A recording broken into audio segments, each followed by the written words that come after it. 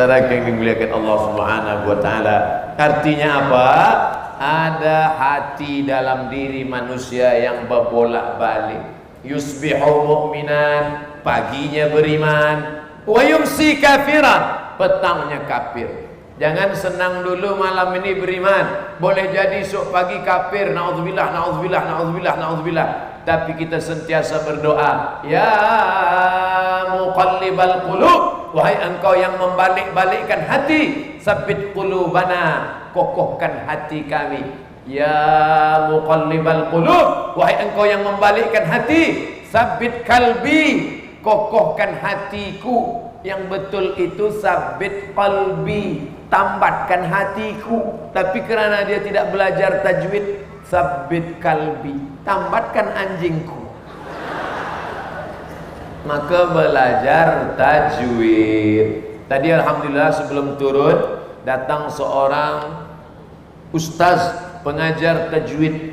Alhamdulillah Ustaz Somad, kami di Sabah ini banyak sekarang, hampir semua orang Sabah dah pandai mengaji tahfiz Quran, idgham, ikhfa, qalqalah, gunnah, bila gunnah. Maka nanti dalam kejohanan antara bangsa, musabaqah tilawatil Quran, apa maknanya?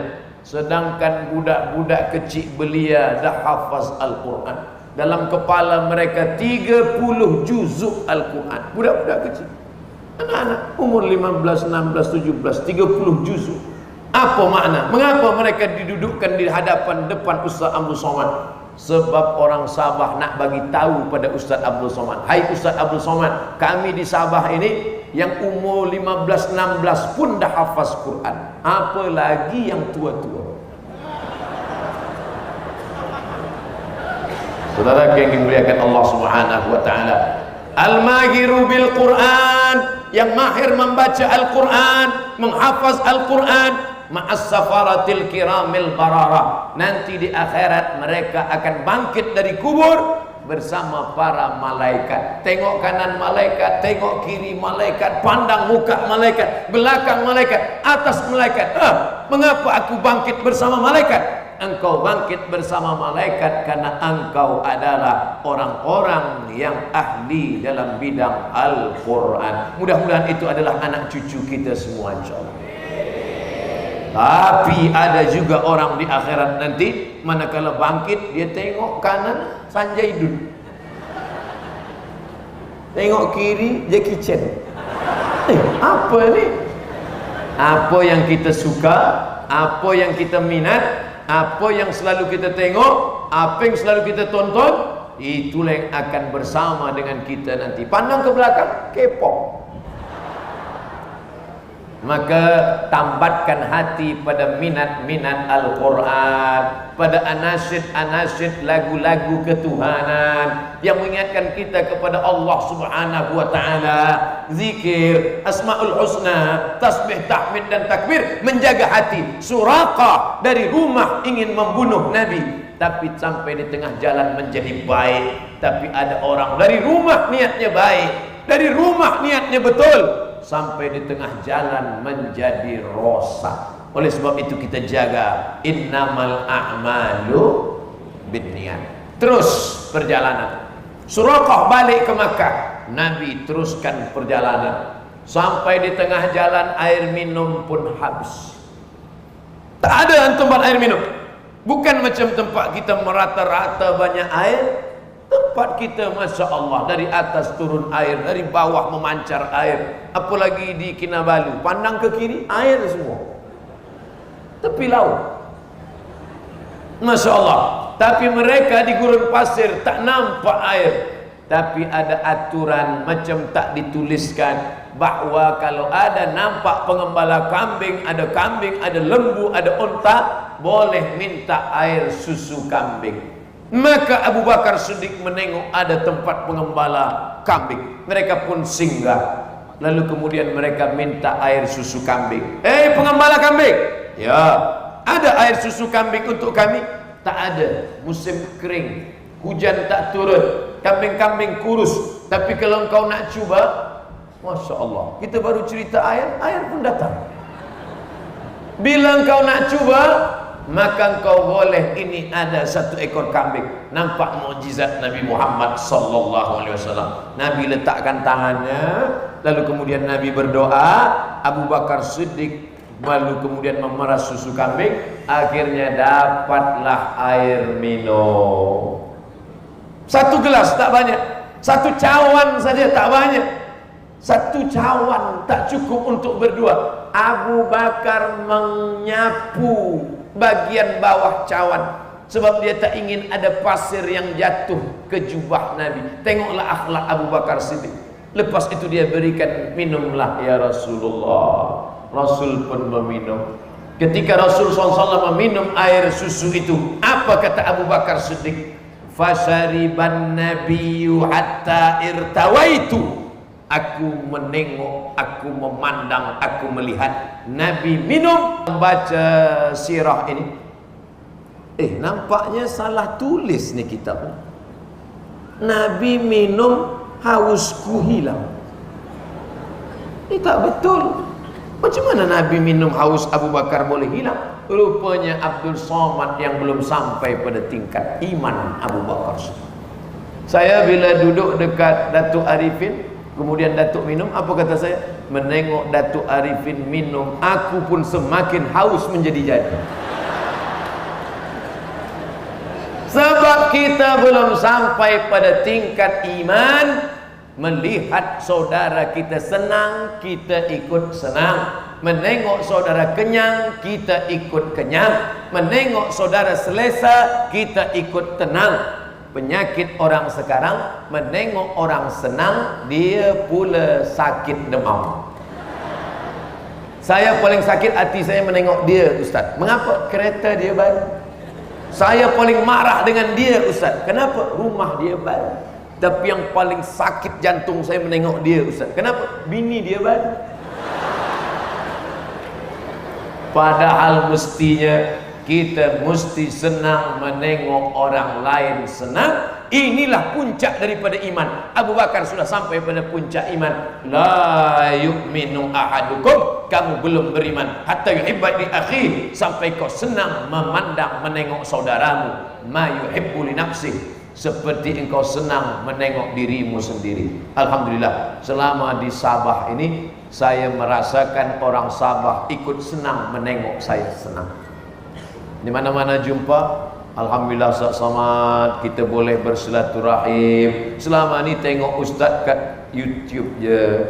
Sekarang kami dah boleh tengok Ustaz, alhamdulillah. Tapi nampaknya Ustaz lebih muda lagi daripada itu. Sebenarnya mereka nak senangkan hati saya saja. Dalam hati dia, tua lah. Perbuatan yang baik adalah idkhalus surur fi qulubil mu'minin, menyenangkan hati orang banyak. Malam ni saya disenangkan. Saya nampak kecil, kurus, dibuatkan televisyen besar. Nampaklah dia besar. Kata orang yang jauh, saya sangka Ustaz Somad tu kecil, rupanya besar juga. Ini cara nak menyenangkan hati Abdul Somad. Ustaz Somad dibagi dua. Bila nak duduk, sila duduk. Bila nak tegak, boleh tegak. Mana-mana sekali boleh. Dibagi pula kebaikan-kebaikan, Masya Allah. Suara menggelegar, sejuk. Kenapa Ustaz selesa bagi tazkirah? Angin kencang. Silap-silap masuk angin lepas tazkirah. Semua ni apa ni?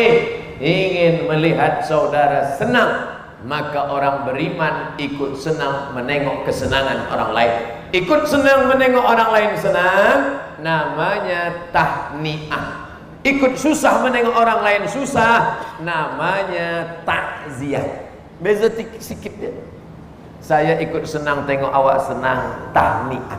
Saya ikut susah tengok awak susah, takziah. Anak dia meninggal, takziah. Dia pergi ke Makkah, tahniah. Tahniah ya, dah jadi bahasa Melayu. Tahniah, awak dah sukses. Anak kita dengan anak dia seumur, sama-sama 25 tahun, sama-sama belajar universiti, sama-sama dah kerja, tapi rupanya jodoh berbeza. Anak dia lebih dulu nikah, maka kita senang menengok dia dapat nikmat. Selamat ya, tahniah, awak dah dapat menantu dah. Menantu awak sedang dalam jalan, on the way, insyaAllah. Tapi bila orang tak senang nengok orang lain dapat nikmat, dia tak nak datang. Kalaupun datang, dia berdoa, doanya sama, bunyinya berbeza. Orang kalau hati dia senang, barakallahu lakuma wa baraka alaikuma wa jama'a bainakuma fi khair. Tapi kalau hati dia marah, barakallahu lakum, barakallahu. Kenapalah engkau dulu belaki daripada anak aku? Marah, rasa tak senang, rasa tak rida. Abu Bakar Siddiq radhiyallahu an sudah sampai pada tingkat hilang hausnya menengok Nabi Muhammad sallallahu alaihi wasallam minum. Mengapa hijrah itu 8 hari 8 malam? Mengapa tak macam Isra Mi'raj, tak sampai 1 malam? Subhanalladzi asra bi'abdihi laila minal masjidil harami ilal masjidil aqsa. Dari Masjidil Haram ke Masjidil Aqsa, naik ke Sidratul Muntaha, turun lagi, tak sampai 1 malam. Kenapa hijrah perlu 8 hari 8 malam? Sebab ada ibrah, pelajaran-pelajaran. Malam ini kita akan bahaskan. Tapi rasanya menyampaikan pelajaran 8 hari 8 malam dalam 60 menit, mana mungkin? Apa bahasa Arabnya? Menyampaikan hijrah 8 hari 8 malam dalam 60 menit. Bahasa Arabnya mustahil. Tak mungkin. Maka nanti bila ada tazkirah di RTM, television, radio, dengar. Bila ada Ustaz Habib ulama datang ke Sabah menyampaikan tentang hikmah hijrah, dengar. Mungkin yang disampaikan Abdul Somad ini hanya 0,1% daripada ilmu ulama-ulama kita yang besar. Ulama ini kitabnya besar, ulama ini ilmunya besar, ulama ini hikmahnya besar. Abdul Somad ini suaranya saja yang besar. Itu pun sebab mikrofon dia the best. Tapi kalau ada yang jahat, ada yang tak senang, ada yang sakit hati, kemudian dia buat kecil, hilang. Betapa kita tak boleh hidup sendiri, kita bersama, berjamaah. Kita teruskan perjalanan. Lalu kemudian Nabi Muhammad SAW pun melanjutkan perjalanan. Sampailah di suatu kampung, solat isya malam, dan jamaah solat isyaknya lebih 70 orang. Tak masuk akal, tak logik. Bagaimana mungkin kampung pertama kali didatangi tapi solat isya 70 jamaah? Mu'allab malam itu juga masuk Islam, dan mereka malam itu juga melaksanakan solat berjamaah. Macam mana mereka nak belajar sembahyang rukun 13 takbiratul ihram? Sebab rukun-rukunnya saja Al-Fatihah. Mereka orang Arab, ingatannya kuat, bahasanya bahasa Arab. Dia baca Al-Fatihah, dia jadi makmum, Nabi yang jadi imam. Apa maknanya? Nyawa terancam, nasib di ujung tanduk, musuh mengejar di belakang, tapi dakwah tak boleh berhenti. Mesti berdakwah. Apapun kerja kita, mesti berdakwah.